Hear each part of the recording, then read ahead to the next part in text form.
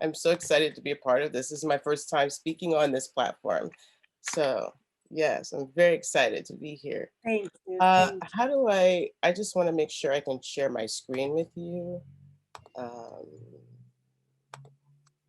you. Just click on share content.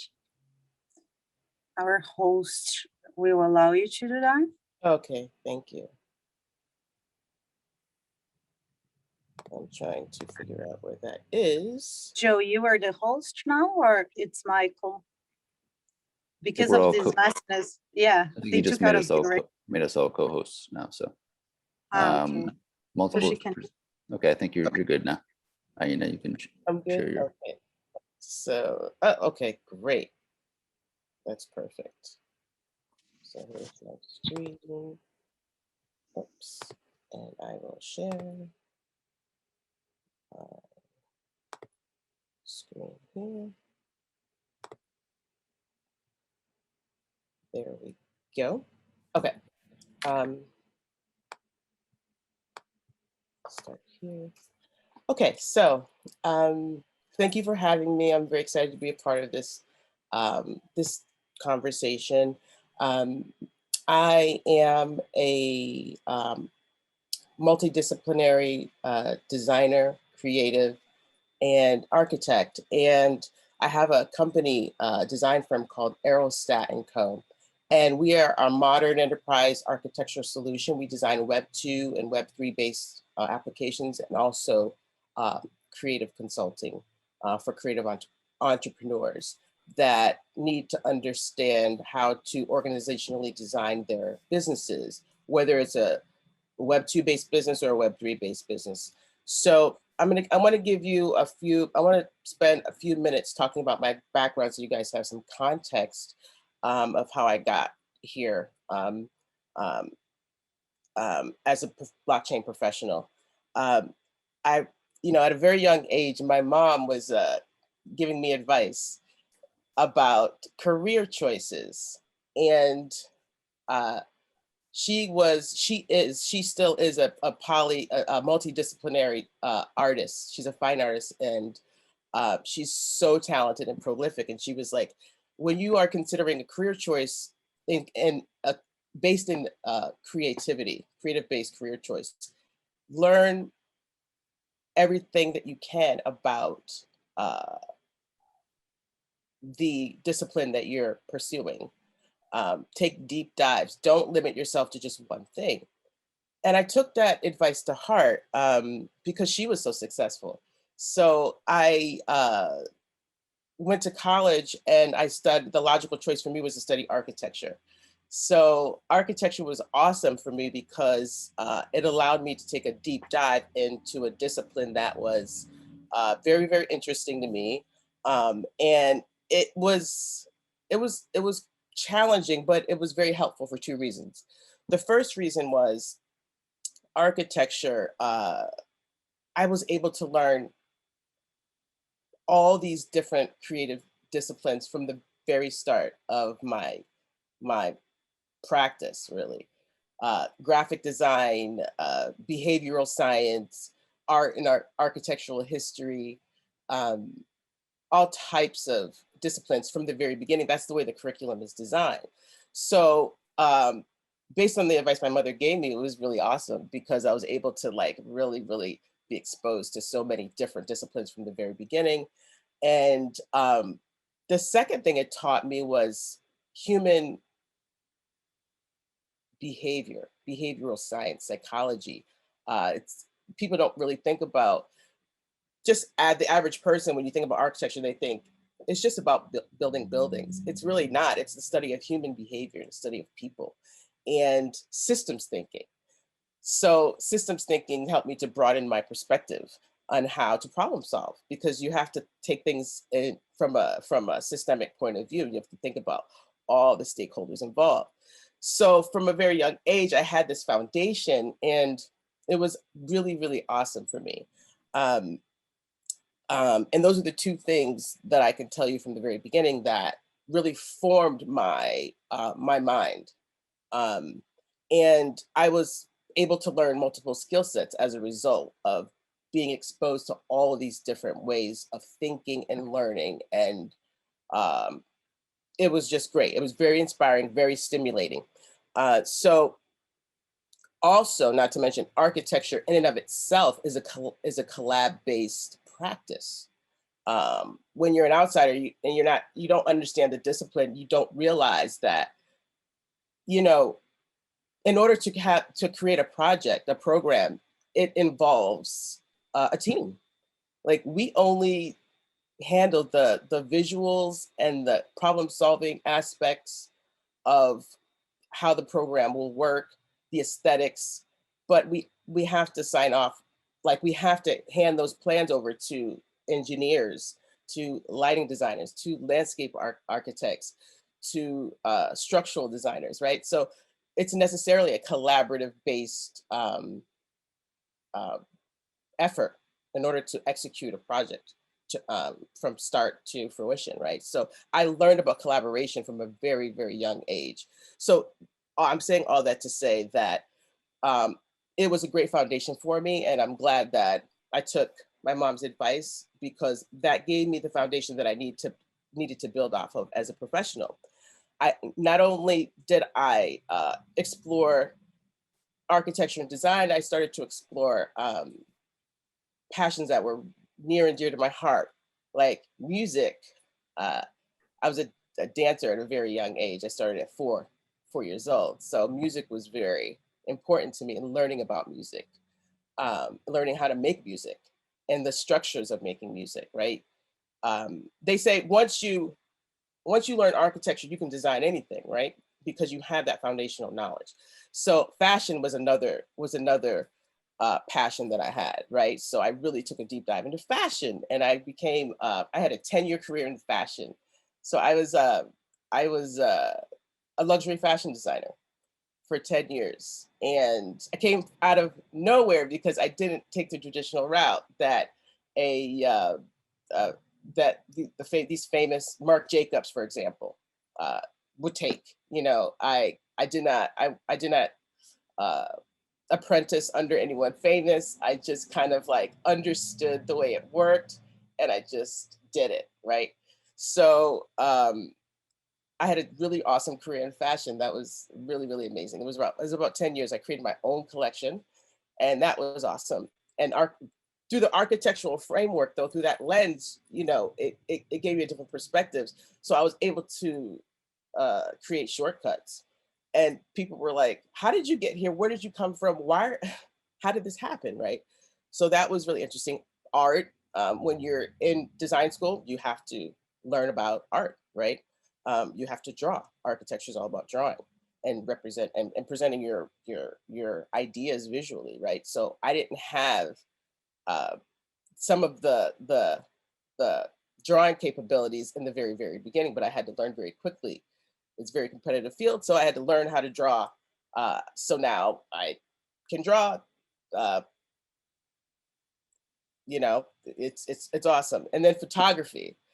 At a very While I was in design school, and I had to learn photography because I had to take pictures of my fashion work, and I couldn't afford to hire someone, so I had to learn photography. So those were passions that were near and dear to my heart. And I'm saying all that to say it's very, very important, because I was able to take those take all that creativity and use it uh, today to help me to learn how to um, collab and to explore the NFT community. That's the reason why that context is really important to understand. And then the second thing is, when I got married to my husband, he's an attorney. We developed legal product innovation, and um, I helped him to take the legal products that he had for creatives and make them more um, valuable, really, and accessible. And um, that was a big, that was a big innovation for him, because I was able to take what I learned from architecture and being exposed to all these different options at my disposal, and help him to learn how to communicate his value proposition to creatives, right? Because his whole objective was to protect creatives, but like if you don't understand the plight of a creative, you're not going to really know how to protect them properly. So we joined forces and we created a legal innovation company that's attached to his law firm. So I helped to run that part as well, because it's very, very important to me that creatives are protected, because you hear horror stories about creatives having their intellectual property stolen all the time. They don't get, they're able to capture value. They're able to create value, but not able to capture the value oftentimes. So I help him on the legal side to fight for the rights of creatives. And that's been really, really awesome for us. So I'm saying all of that to say, these different vectors, being a creative entrepreneur, um, being the architecture, the legal, gives me a unique kind of lens, if you will, into this new paradigm shift that we have. It really helps people to understand the context of how I got here and my background. So when I talk about designing platform ecosystems, it makes sense because I have a unique perspective of being a creative entrepreneur myself, having that architectural background, and then having that legal lens as well, and experience helps to form, my unique value proposition, if you will, as Aina in this new world. So I want to take you through what I believe to be is the future of NFT, which I believe there's so many things that we can talk about, but I just wanted to hone it in on the collabs. The collabs to me will shape the global the community, and I believe in 2022. And we're just scratching the surface of what is possible. So I want to take you quickly through the slides, this slide presentation that I have, and if you have any questions, you can definitely. I will be hosting a podcast called Helium Architecture NFT Fusions, and this will be an ongoing conversation, and I'll update my LinkedIn with it. Also, we can connect on LinkedIn if you have any other questions, but I want to run quickly through my presentation, and we can explore the world of NFT collabs and what we should be looking out for, and what we can advise our clients to look out for, and help them to think differently about what they can do to contribute to this new world economy. So I will start the presentation now. Let's see. Okay.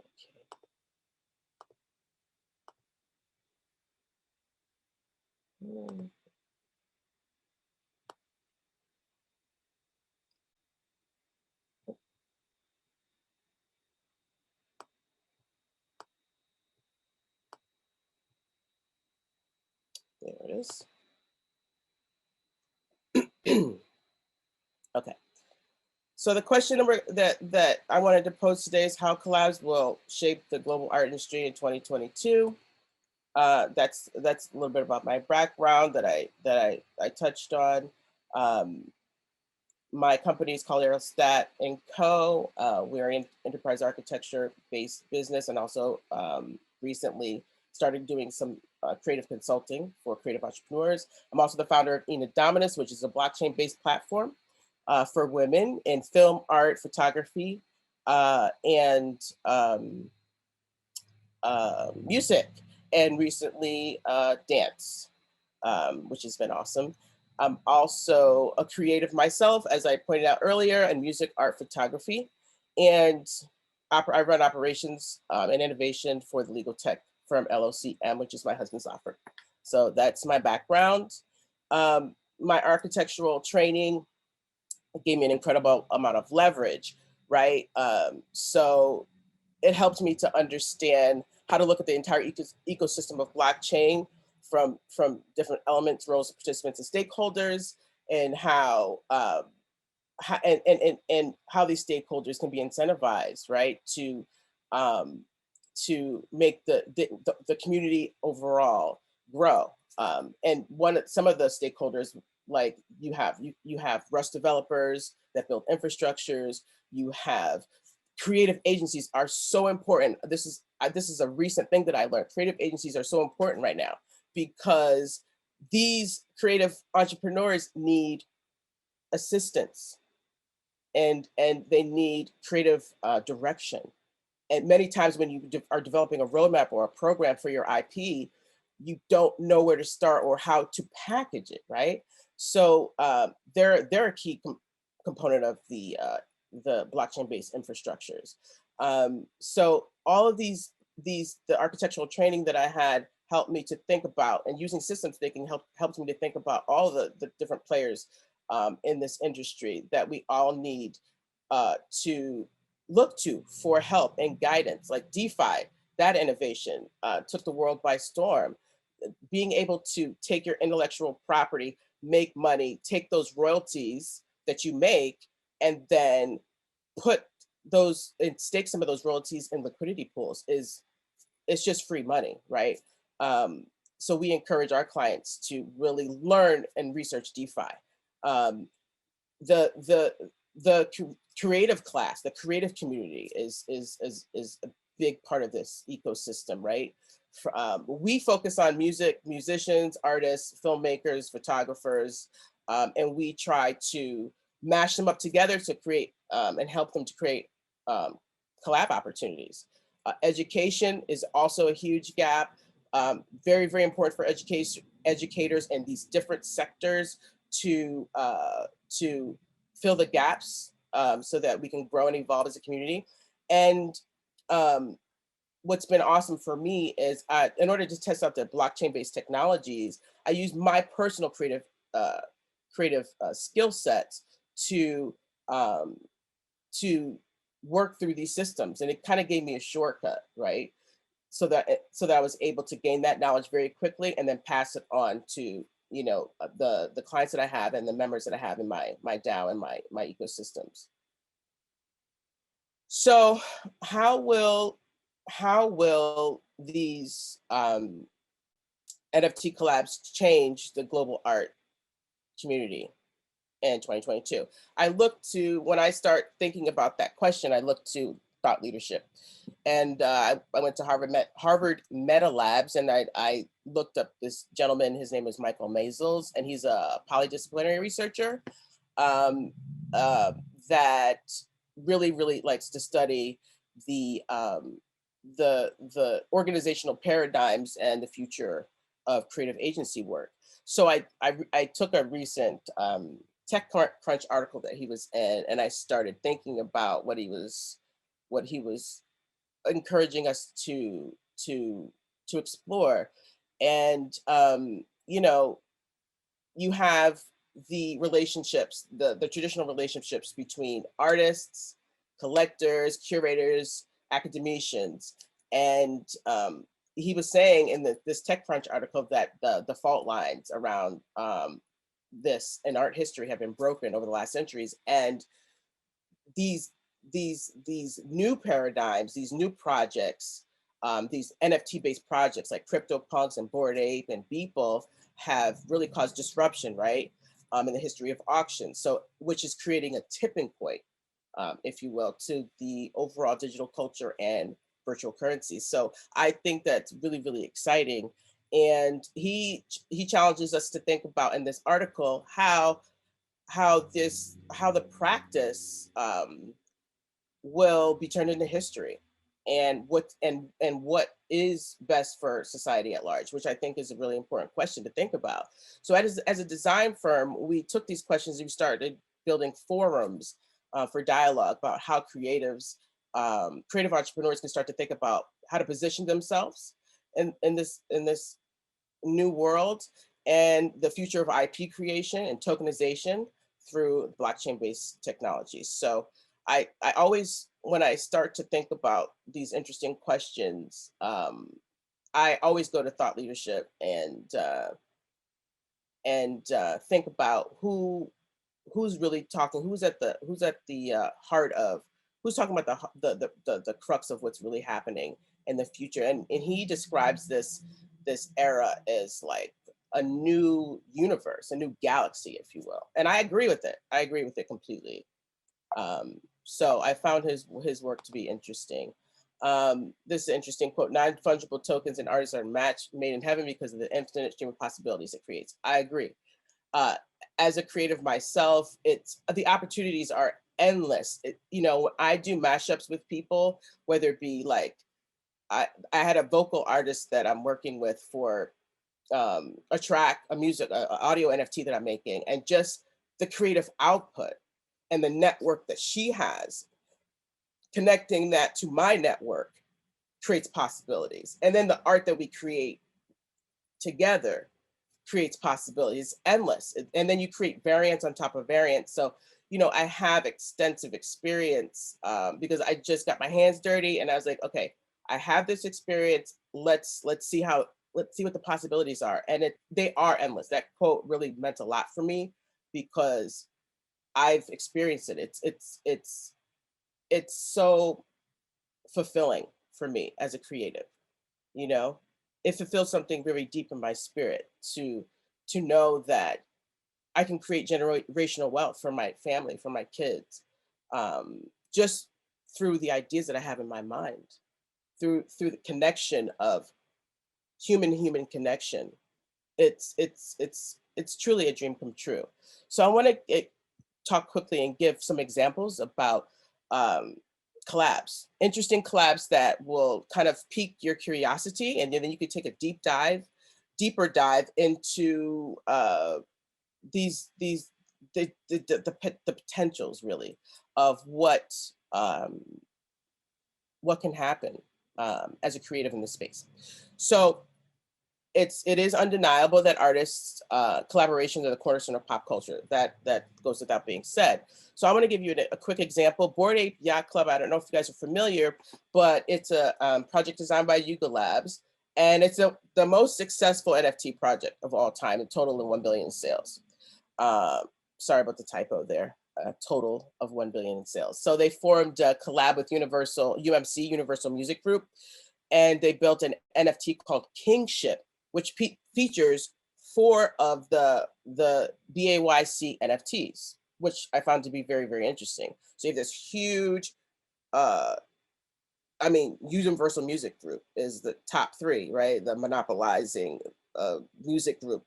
And they collabed with an NFT project. I found that to be very interesting.